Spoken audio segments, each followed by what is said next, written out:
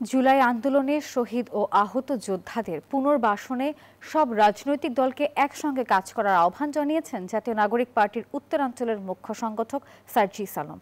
সকালে Panchagarh chamber of commerce মিলনায়তনে বেগম খালেদা জিয়ার রোগ মুক্তি, জুলাই আন্দোলনের শহীদ ও আহত যোদ্ধাদের সুস্বাস্থ্য কামনায় আয়োজিত দোয়া ও আলোচনা সভায় এই মন্তব্য করেছেন তিনি। আর বলেছেন, শুধুমাত্র সাহায্য নয়, বরং সরকারি কিংবা বেসরকারি চাকুরির সুযোগ এবং তাদের আকাঙ্ক্ষা বাস্তবায়নের জন্য সমন্বিত উদ্যোগ নেওয়া প্রয়োজন। একমাত্র স্মার্ট সিটি বসুন্ধরা, আধুনিকতায় এক ধাপ এগিয়ে।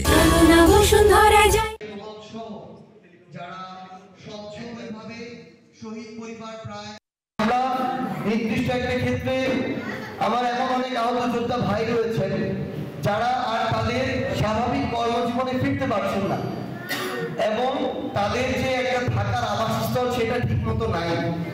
এমন যদি সুযোগ হয় যে আমাদের 100টা ঘর এসেছে আমাদের গৃহহীন মানুষদের জন্য, এর মধ্যে আমরা আমাদের জুলাই যোদ্ধা কিংবা শহীদ পরিবারের জন্য এক দুটো বিবেচনা করলাম।